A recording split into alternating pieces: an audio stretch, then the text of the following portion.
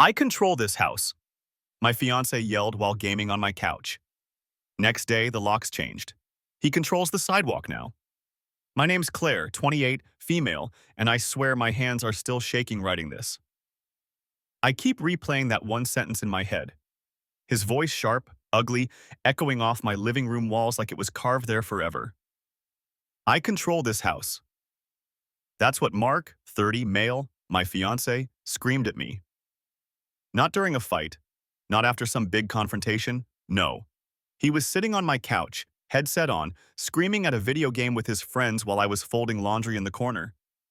He was losing in some online match, started cussing out his teammates, and then, I don't even know why, he ripped off his headset, glared at me like I'd been the one killing his digital character, and roared it. I control this house like it was the most natural truth in the world, like I was some background character in his little kingdom. Except here's the thing. This is my house. I bought it before I even met him. 2 bedrooms, little brick place on the edge of town. Every shingle on that roof, every paint stroke on those walls, I paid for. I built my life from the ground up after years of working double shifts at the diner and finally landing a full-time paralegal job. That house was my safe place, my freedom. And he just sat there, beer in hand, screaming like a dictator about control. I should explain. Mark wasn't always like this, or maybe I just didn't want to see it. When we met, he was charming. The kind of guy who could make a crowded bar feel like a private joke between just the two of us. He worked construction back then. Rough hands, crooked smile, a little dangerous, but in a way that made my chest flutter. I fell fast. At first, him moving in felt like love. We were building a life together. He said he'd help with bills. Said he'd fix the leaky faucet, patch the fence, mow the lawn. He promised partnership. What actually happened was different. Slowly, my house turned into his hangout. Empty beer cans tucked behind the couch. Burn marks on my kitchen counter from him leaving pans unattended while he smoked out back. His quick showers that left the water heater tapped out when I needed it for work. I told myself these were small things. That's what love is, right? Compromise. But then his temper started showing in these flashes, punching a wall when he lost his job, throwing his controller when he lost a game. And last night was the moment I couldn't unhear. He looked right at me, red-faced and sweating, and snarled like I was some enemy soldier in his war zone. I control this house. I didn't yell back. I didn't argue. I just stared at him, folded the last shirt in silence, and went to bed. But while he snored on my couch, I stayed awake, staring at the ceiling, heart pounding. That sentence looped in my head until it transformed into something else. Not, I control this house, but, no, I do. So the next morning, I changed the locks. And when he came back from his little fast food run, greasy bag in hand, he stood on my porch jiggling the knob, then pounding on the door, yelling, swearing, demanding to be let in. But the only thing he controls now is the sidewalk. When I tell people I changed the locks, they imagine this smooth, quiet moment. Me sliding a new key in, smiling to myself like I'd just won. It wasn't like that. My hands were shaking so badly I dropped one of the screws down the porch steps, and I had to crawl around in the grass to find it. My neighbor across the street, Mrs. Diaz, 70, female, was watering her roses, pretending not to watch, but I could feel her eyes burning into me. And part of me hated that I felt embarrassed, like I was the one causing a scene. Not Mark, who had been eating through my fridge, running through my savings, and screaming at me in my own house. Me. When Mark came back that afternoon, it was almost cinematic. He had a greasy bag of McDonald's in one hand and his phone in the other. He walked up like nothing had happened, humming some tune, scrolling through TikTok. The moment the key didn't turn, his whole face shifted, like a mask slipping. He jiggled the knob harder, knocked, then pounded. "Claire!" he bellowed. "What the hell is this?" I didn't answer. My heart was pounding, but I stood still in the kitchen, clutching the counter like it was the only thing keeping me upright. He kept yelling, pacing across the porch. "Open the door, now! Don't play games with me!" He banged so hard the glass rattled. I finally shouted through the door, my voice shaking. "You don't live here anymore, Mark. Get your stuff and go." That was when he lost it. He hurled the bag of food against the door, fries scattering across the porch. Then he kicked the doorframe so hard the wreath fell off its hook. And then, The part that made my blood run cold. He started shouting to the neighbors, anyone who would listen. "Can you believe this? She's locking me out of my house." Mrs. Diaz stopped watering. A jogger slowed down. Mark was red-faced, waving his arms like some deranged prophet. 4 years together and she thinks she can just erase me? I put in sweat equity here. He pointed at the porch like it was his holy land. Sweat equity. He'd patched a hole in the drywall once, and now he thought he owned the deed. The neighbors kept their distance, but he kept getting louder. I saw kids across the street stop tossing a football, just staring. And there I was, frozen behind the curtains, heart in my throat. I kept flashing back to the early days. The Mark I met. Funny, protective, the guy who once drove 2 hours just to bring me soup when I had the flu. The guy who built me a bookshelf from scratch and carved our initials into the underside like it was some secret love note. That man wasn't real. Or maybe he was once, before the bitterness and the beer and the need for control swallowed him whole. Now he was a man pounding on my door, screaming about how I owed him. And the scariest part? He believed it. The cops came because Mrs. Diaz must have called them. 2 squad cars, lights flashing. Mark tried to play it cool, hands up, fake smiling, telling them it was a lover's quarrel. But I was already outside by then, arms crossed, voice steady for the first time in weeks. "He doesn't live here. This is my house. He's trespassing." The officer turned to me, asked if I wanted him removed, and that's when I felt the shift. I realized I had control. Not Mark, not anymore. Mark didn't go quietly, though.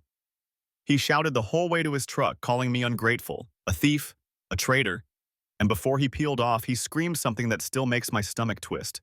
"This isn't over, Claire. You think you won? You haven't seen control yet." I wish I could tell you that was just an empty threat, but it wasn't. Don't forget to subscribe.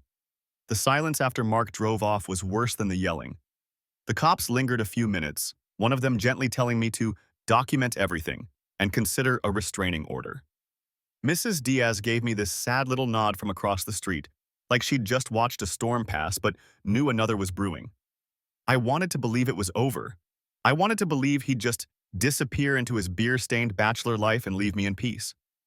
But if you've ever dealt with someone like Mark, you know that silence is never peace. It's plotting. That night, I barely slept. Every headlight that flickered past my window made me jump. I kept checking the locks, front door, back door, even the bathroom window. At one point, around 2 a.m., I swear I heard gravel crunch outside. I stood frozen in the hallway, clutching a frying pan like some parody of home defense, whispering to myself, "He's gone, he's gone, he's gone." The next morning, I found the first sign. My mailbox had been yanked open, mail scattered across the lawn. Utility bill, grocery coupons, some letter from my student loan company, all soggy from due. But sitting right on top in his handwriting was a scrap of lined notebook paper. Just 5 words. "You can't erase me, Claire." My stomach dropped. He wanted me rattled, and it worked. I called the non-emergency police line, and the dispatcher told me unless he'd damaged property or directly threatened violence, there wasn't much they could do. "Keep the note, file a report," she said, like she was reading off a script. But sitting there with that piece of paper in my hands, all I felt was rage. Later that week, I caught him parked at the end of the block in his old Ford. Engine idling, headlights off, just sitting there, watching my house. I knew it was him. I could see the outline of his stupid baseball cap. He sped off the second I stepped outside with my phone. That's when I realized he wasn't just angry. He was obsessed. An obsession makes people dangerous. 2 nights later, I came home from work and the sight of my front yard nearly knocked the air out of me. My garden, the little patch of lavender and rosemary I'd been tending since the day I bought the place, was destroyed. Plants ripped out by the roots, soil kicked across the porch, one of my ceramic planters smashed into shards. Right in the middle of it all, half buried in dirt, was the photo of us from last Christmas. The one where we were wearing matching pajamas because I thought it would be cute. His face was scratched out. I sat on the porch steps, staring at the wreckage, tears burning hot down my face. Not because of the plants, they could be replaced, but because he'd gone after the little piece of peace I had left. He was sending a message. If I can't have this house, you can't have it either. I didn't even call the cops this time. What was the point? All they'd do was shrug and write another useless report. Instead, I went inside, poured myself a glass of water, and sat at the kitchen table staring at the photo with the gouged-out face. And for the first time since this all started, my fear began to harden into something else. Not just anger, a plan. It only took 1 week before Mark found a way to up the ante. I was pulling into my driveway after work, still in my blazer, hair pinned back, trying to pretend like life was normal. And there he was, sitting on my porch. Not the sidewalk this time. My porch. He had a six-pack beside him and my spare garden chair under him like it was his throne. The audacity made my chest burn. I hadn't even turned off the ignition when he stood, staggering toward my car. He banged on the hood with his fist, sloshing beer across the paint. "Claire, you think you can erase me?" His voice cracked, a mixture of rage and desperation. "I built this life with you. You can't just change the locks and throw me out like trash." Neighbors peeked through blinds. Someone's dog barked. I felt like a bug under a magnifying glass. I tried to back my car out, but he stepped in front, arms wide, daring me to hit him. "Get out of the car, Claire." I cracked the window just enough to speak. "Mark, you're trespassing. Leave before I call the cops." His face twisted. He slammed his palms against the glass so hard I thought it would shatter. "Go ahead, call them. You think they scare me? This is my house." The scream echoed down the street, rattling every window. And then, he spat on the windshield. A thick, ugly streak right in my line of sight.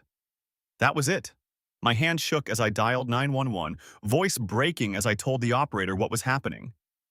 By the time the cops arrived, Mark had tipped his beer all over the porch and ripped one of the shutters half off its hinge. When they cuffed him, he started crying. Not quiet tears. Big, heaving sobs, yelling about how I was ruining his life, how I was heartless, how I'd regret this. I should have felt relief watching them shove him into the cruiser, but instead, I felt hollow, because I knew it wasn't over. Guys like Mark don't just disappear, they escalate. The officer handed me a case number and suggested again I file for a restraining order. I promised I would. But what I didn't say, what I couldn't even admit to myself yet, was that I didn't just want protection. I wanted payback. That night, I sat at my kitchen table with a notebook. My lavender garden was gone. My Christmas photo was slashed. My porch was soaked in beer. My peace had been stomped out by the man who once swore to protect it. So I started writing. Not a journal. A plan. Every detail of his outbursts, every time he parked down the street, every voicemail he left snarling at me. I was going to build something out of his chaos, something he couldn't escape. And when I set the pen down, I whispered it out loud like a promise. He controls nothing now. Don't forget to subscribe. Update. Wow. I didn't expect so many of you to care, honestly. I posted this shaking, half convinced I was overreacting. And now I'm sitting here with 1,000 strangers telling me I'm not crazy for wanting my own damn house back. Thank you. Really. Some of y'all had me laughing through my tears. The comment about he controls the sidewalk HOA now nearly killed me. And whoever said he sounds like a dollar store Napoleon, I owe you a drink. But yeah, things escalated exactly the way a lot of you warned me they would. He showed up drunk on my porch like some tragic Romeo. Except, instead of flowers, he had a six-pack. And instead of love letters, he ripped a shutter off my wall. The neighbors all saw it. Cops cuffed him right in front of Mrs. Diaz's roses. She told me afterward she hadn't seen that much drama on this street since her husband backed the Buick into a mailbox in '98. Anyway, I did file for a restraining order this morning. The courthouse clerk looked at the photo of my destroyed garden, the note he left in my mailbox, and just shook her head like, "Girl, this ain't her first rodeo." Still waiting for a hearing date, but it's in motion. Here's the thing, though. A lot of comments said the same thing. Claire, protect yourself. Don't poke the bear. And I hear you. I do. But something cracked in me that night on the porch. Watching him scream, "I control this house," while my neighbors looked on, it felt like he was ripping my independence right out of my chest, trying to humiliate me into submission. I can't just sit back and hope a piece of paper keeps me safe, because if Mark wants war, he's going to get it. And here's the kicker. He handed me the weapons himself. All those voicemails where he's slurring threats? Saved. The video one of my neighbors recorded of him screaming about his house while tearing my porch apart? Copied to 3 different drives. The matching pajama photo he defaced? I've got the untouched original too. I've spent the last 2 nights piecing it all together. A timeline, a story. His story. Except this time, I get to tell it. Loudly. I don't want to spoil too much yet, but let's just say he wanted control. He wanted an audience. I'm about to give him both. The restraining order hearing wasn't for another 2 weeks. That meant 2 weeks of holding my breath. 2 weeks where Mark could still show up anywhere. And I knew he would. But instead of hiding, I started building. I pulled every voicemail, every photo, every text thread where he called me his property. I even asked Mrs. Diaz for the video she took on her phone of him screaming on my porch. She didn't hesitate, said, "Men like that don't stop unless the world sees what they are." That gave me the idea. Mark wanted an audience. He always did. His tantrums weren't just about control, they were about performance. He wanted the neighbors to see him raging, to feel embarrassed for me. He wanted to twist the story so I'd be the villain throwing out poor, devoted Mark. So I decided to give him the stage. Saturday morning, I set up a projector in my front yard. Borrowed it from my coworker, told her it was for an outdoor movie night. And in a way, it was. I pinned a white sheet across the garage door, and as the sun went down, I hit play. One by one, the clips rolled. Mark slurring on voicemail. "You can't erase me, Claire. I control this house." Mark on my porch, veins bulging, ripping down the shutter while yelling about his rights. Mark's note, projected 10 feet tall. "You can't erase me, Claire." Neighbors came out onto lawns. Kids stopped biking to watch. Mrs. Diaz pulled out a lawn chair like it was free theater. And then the kicker, the Christmas photo. Side by side. First, the one he slashed, his face gouged out. Then, the untouched version. Me smiling. Him pretending to be someone he never was. I stood there, arms crossed as whispers rippled through the crowd. Wasn't that the guy screaming last week? Didn't the cops haul him off?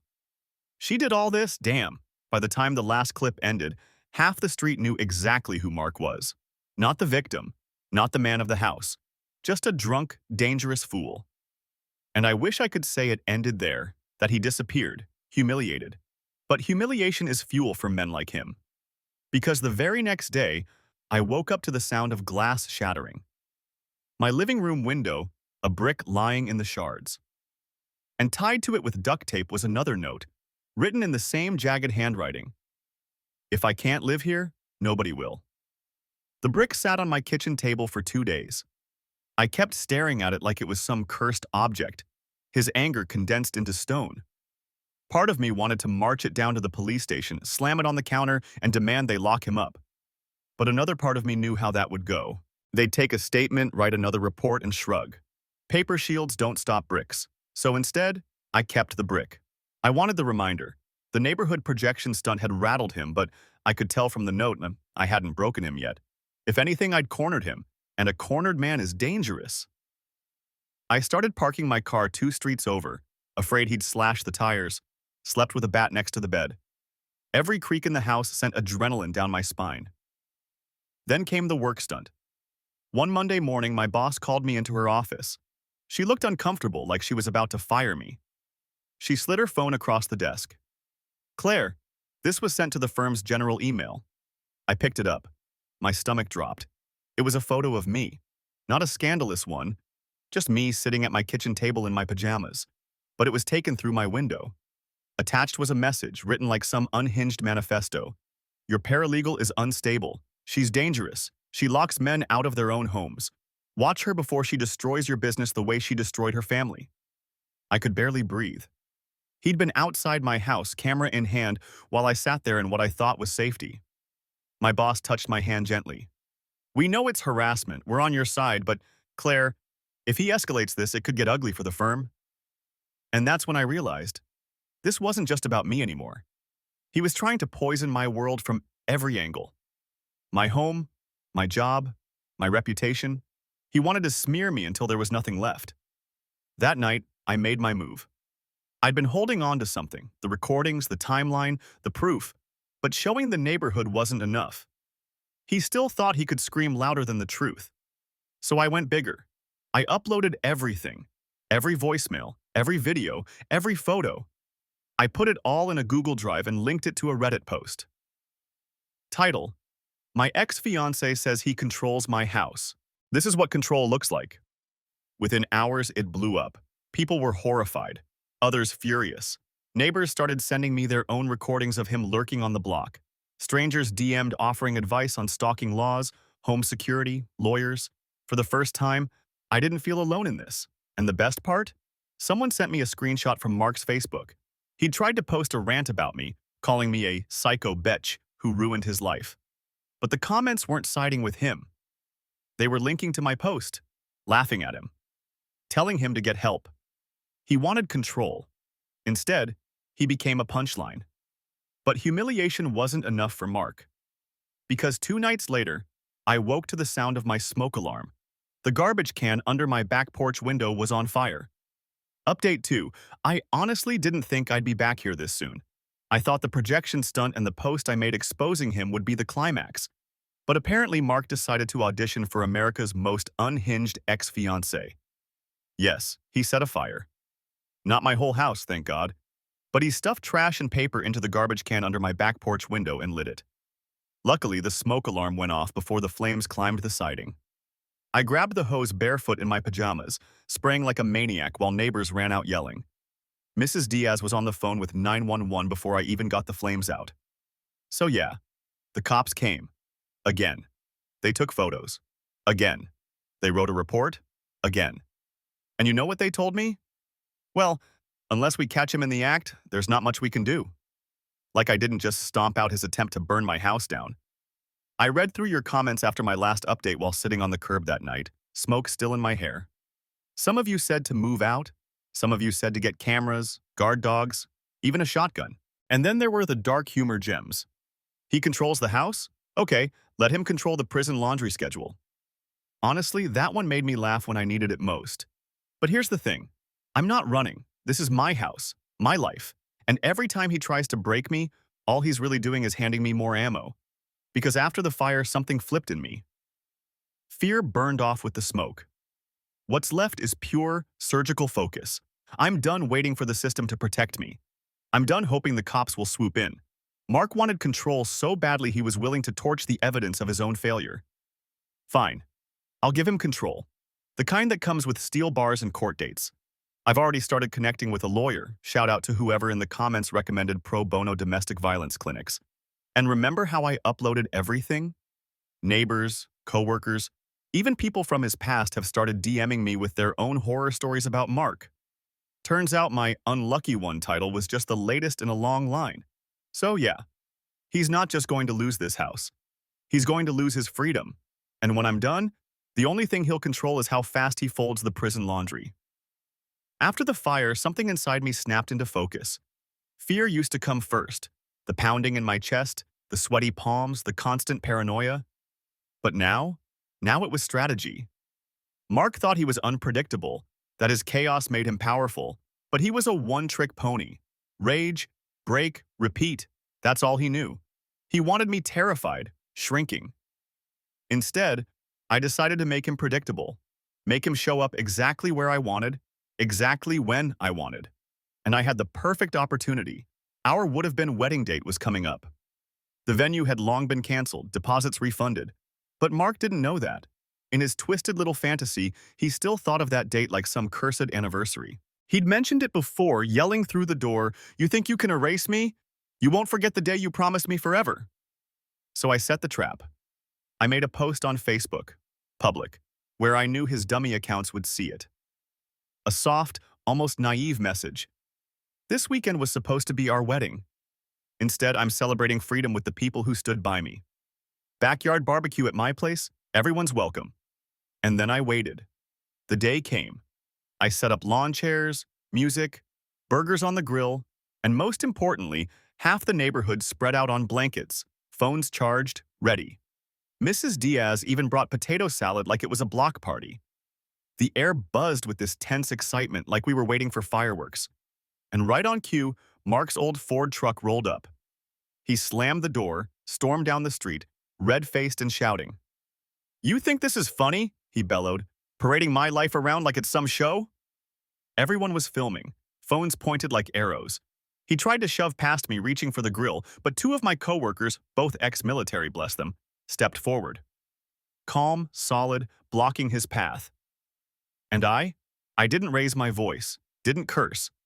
I just lifted the projector remote, the same sheet as before, strung across the garage door. And I hit play. The video rolled. His drunken porch screaming, his threats, his note, his brick, his fire. Every single act of control he thought would crush me, projected bigger than life with the whole neighborhood watching. Mark spun around, realizing the trap. Cameras on him. His history, his madness, undeniable. He roared, grabbed a lawn chair, and hurled it at the garage door. And that was it. Police sirens whooped down the street. They'd been parked nearby waiting because I'd tipped them off ahead of time. When they dragged him off, thrashing and spitting, the crowd didn't scatter. They clapped. Actual applause. And for once, I didn't feel like prey. I felt like someone who had built her own justice out of his chaos. He screamed over his shoulder as they shoved him into the cruiser. "Claire, you can't erase me!" But his voice was drowned out by the cheer that went up when the door slammed shut. The morning after the block party, my street felt different. Quieter. Lighter. For months, every creak of a floorboard had been a warning. Every shadow outside a threat.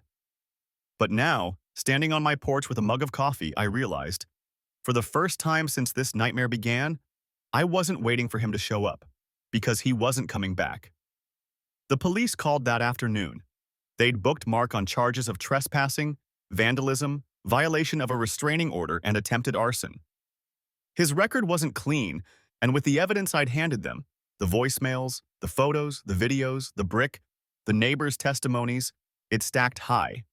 He wasn't walking away with a slap on the wrist this time. And here's the kicker.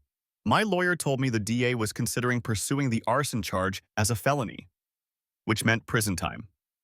Not a night in county, years. The control Mark bragged about was gone. Not just gone, shattered. Word spread fast.